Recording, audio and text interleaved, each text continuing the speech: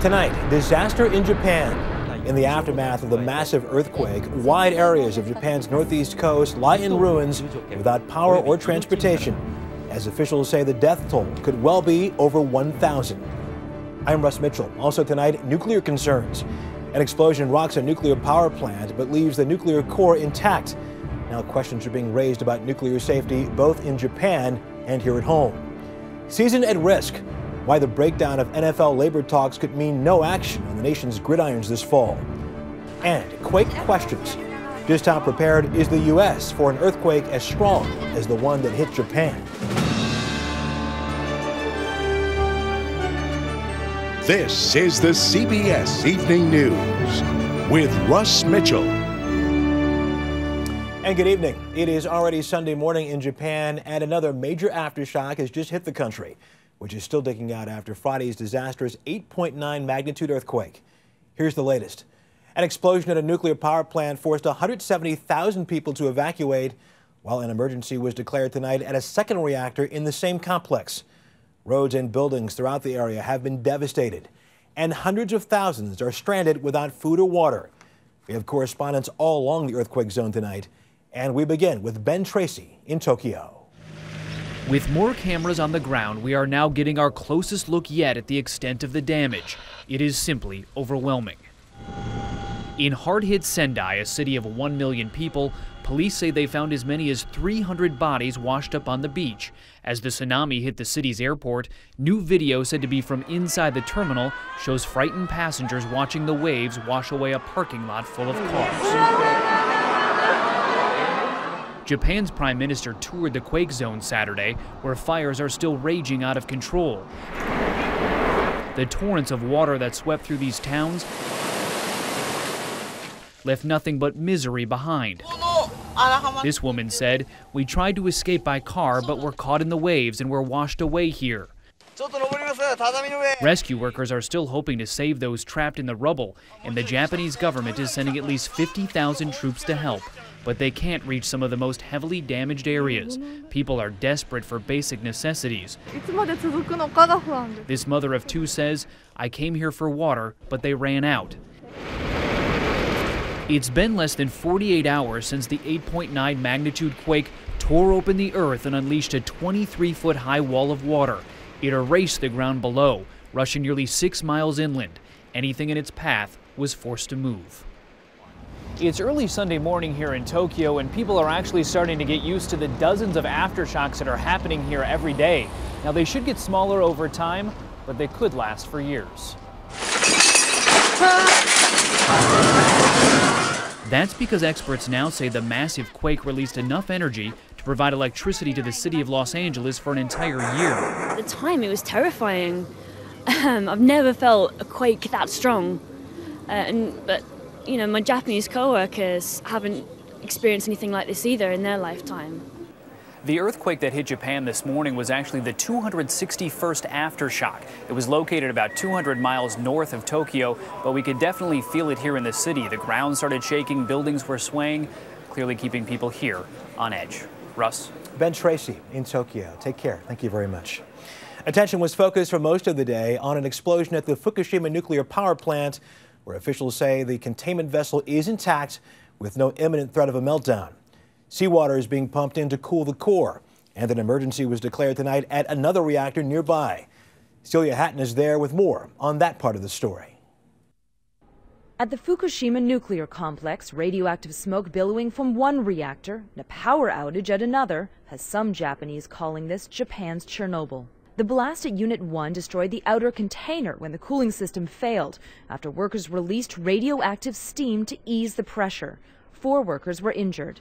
Japanese officials said an electricity outage early Sunday morning at another reactor in the same complex, Unit 3, caused another emergency.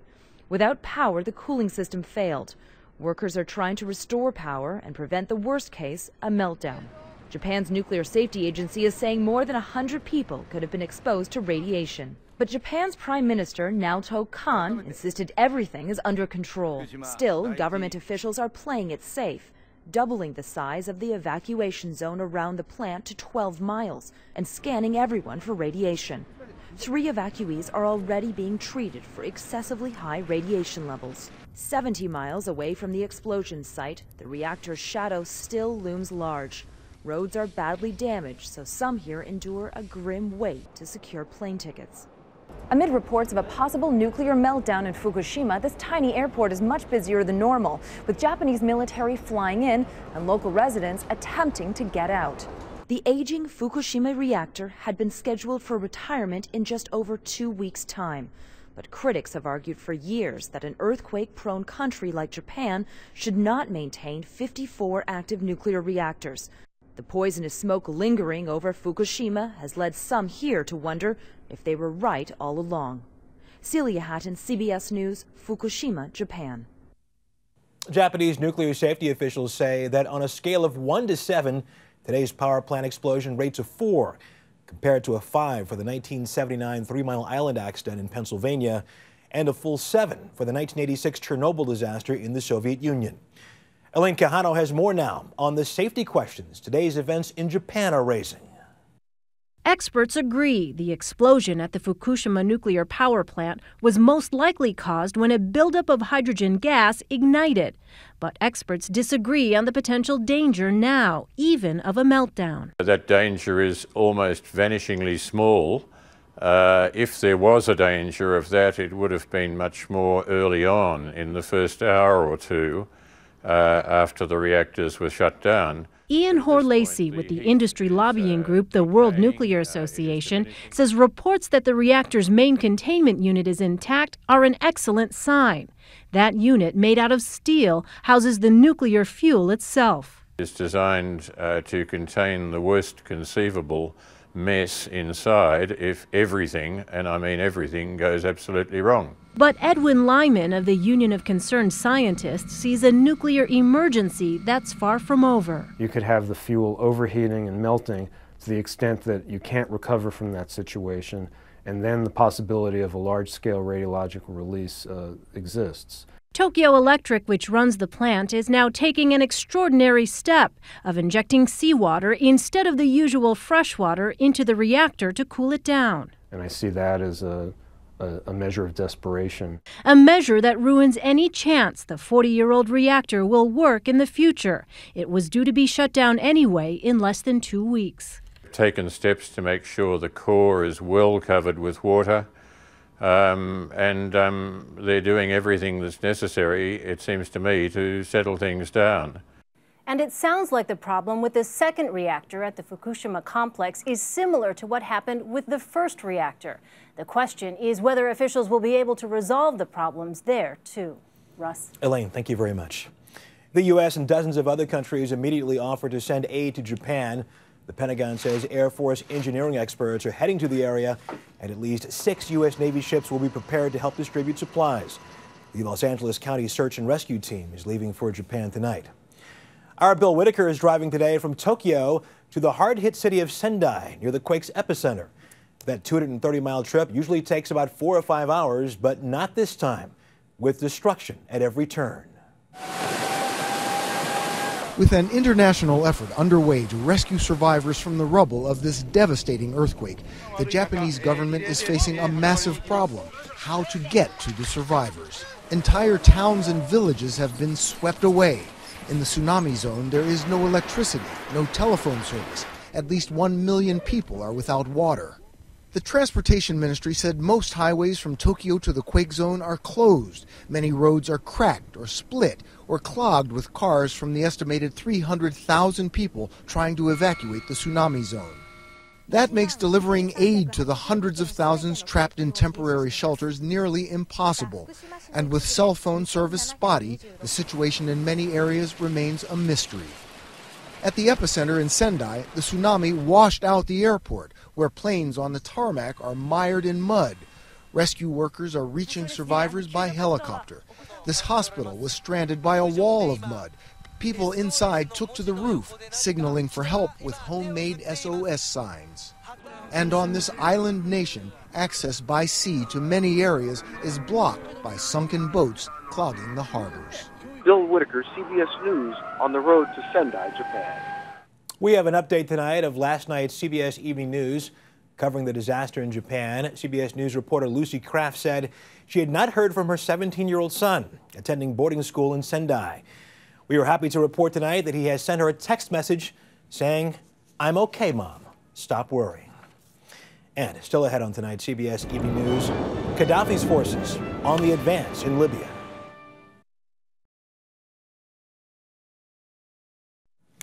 The Arab League today asked the UN Security Council to impose a no-fly zone on Libya. The White House said it welcomed the call. But time for such a move may be running out. Mark Phillips filed this report by satellite phone from the oil port city of Ras Lanuf, which Qaddafi loyalists recaptured from rebel forces. The Qaddafi regime has been very anxious to demonstrate that they have taken back significant chunks of territory from the anti-Qaddafi rebels. Today they organized a tour of foreign journalists through Bin Jawad, which is the furthest to the west that the rebels had come. They've been beaten well back from there, and the town is under clear government control, if quite badly shot up. The government has also taken back as far to the east as Ras Lanuf, which is a major oil refining facility on the Mediterranean coast. It too had fallen to the rebels and was a major strategic gain for them, but now the Qaddafi forces are clearly in control as well. That's a mixed blessing at this point, as the refinery is largely on fire, with a massive plume of dense, acrid smoke still towering into the sky and carrying on for miles to the western horizon. Libya is a one-industry town, and right now a lot of it is going up in smoke. But this has strategic importance too. Taking the oil bargaining chip away from the rebel forces is a big defeat for them. Mark Phillips, CBS News, Ras Lanuf. A cameraman for the Al Jazeera news channel was killed in an ambush today near the rebel-held city of Benghazi. An Al Jazeera correspondent said afterwards that even in areas under rebel control, quote, there are followers, eyes, or fifth columns for Colonel Qaddafi, end quote. Still to come on tonight's CBS Evening News, a deadly tour bus accident in America's biggest city. Veteran New York police officers said an early morning highway accident today was the most horrific they've ever seen. The crash of a bus carrying casino patrons on the outskirts of New York City killed at least 14 people. Jay Dow tells us what happened. The tour bus was packed with passengers returning from a Connecticut casino as it headed for Chinatown in Lower Manhattan. The driver apparently lost control trying to avoid a tractor-trailer at the New York City border. In an effort to avoid that activity, the bus driver swerves all the way over to the right. He strikes the guardrail. The bus goes down along the guardrail. The tractor-trailer driver kept going. The tour bus hit a signpost and rolled onto its right side, its roof sheared off by the pole. 13 people died at the scene. 19 more were taken to the hospital. Firefighters called it a gruesome scene. The majority of the occupants of the bus got pushed forward into the bus, into the forward third of the bus, including some of the fatalities. The New York City Fire Department tells us this bus crashed just before 6 a.m. in the southbound lanes of I-95. When we pulled up on the scene, there were several dozen fire trucks that were already here. But southbound traffic along I-95 was stopped for hours in order to begin the accident investigation, which will include federal assistance from the NTSB. Jay Dow, CBS News, New York. In the Plains, North Dakota is under a travel advisory today after a late winter blizzard blasted the state. The Highway Patrol rescued some 800 motorists who had been stranded on Interstate 94 and took them to shelters. Just ahead on tonight's CBS Evening News, the labor negotiation breakdown that could mean no NFL season this fall. One day after Wisconsin's governor signed a bill stripping public workers of most of their collective bargaining rights, thousands of pro-labor protesters, supported by farmers on tractors, turned out at the state capitol. They vowed to try to defeat Republican lawmakers in next year's elections. The National Football League has its own labor problems.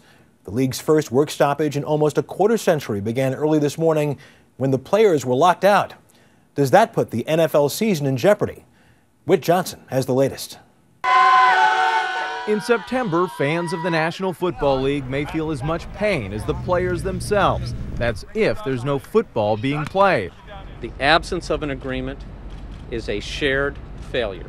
and I think they should be disappointed. After 16 days of talks, both sides of the country's most popular sport failed to resolve a heated labor dispute.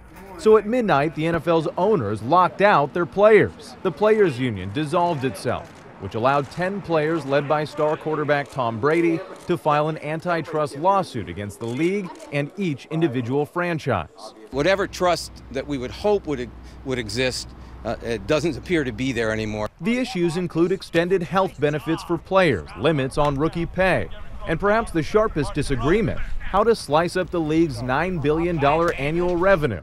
The owners, who now get more than $1 billion off the top before dividing the rest with the players, want more. They say to build stadiums and grow the game. Their argument to the players is, hey, when we grow revenue, everybody makes more money. The players are looking at that math and saying, we're not so sure we think so. At the moment, the effects of the stalemate are minor. There will be a draft in April, but no new contracts, no practices, and players who only get paid during the season will now have to pay their own health insurance. Nobody is under real financial threat until September, and I think that's when we'll find out who's got the real leverage. The next step is court, where a judge will decide whether the league can go ahead with the lockout. If so, an NFL season could be in jeopardy for the first time since 1987. Russ? Not good news. Whit Johnson in Washington. Thank you very much. And just ahead on tonight's CBS Evening News, what can America learn from the earthquake in Japan? Although it is not yet possible to accurately predict earthquakes, researchers in Japan say a system there did raise an alarm before the start of the most severe shaking, possibly saving countless lives. As Daniel Seberg reports now, that may not be the case here. While the damage from Friday's quake is still unfolding, one thing is clear. Japan was ready for this one. Japanese city are one of the strongest in the world. 6,000 people were killed in the Kobe quake of 1995. That was Japan's wake-up call. The government authorized $500 million to outfit the country with more than 1,000 ground sensors that measure the distance between quake waves. It's designed to trigger alerts on TV, radio, and cell phones seconds before more tremors hit, possibly saving lives. Japan is the only country that can provide such information on the early warning system. Japan pours $100 million annually into earthquake research and preparedness. I think there's no dispute it's the world's best seismic network. Geographically, Japan is only 4% the size of the U.S., but its annual quake budget is about twice what it is here. Still, one project in the U.S. hopes understanding quakes will lead to early warnings.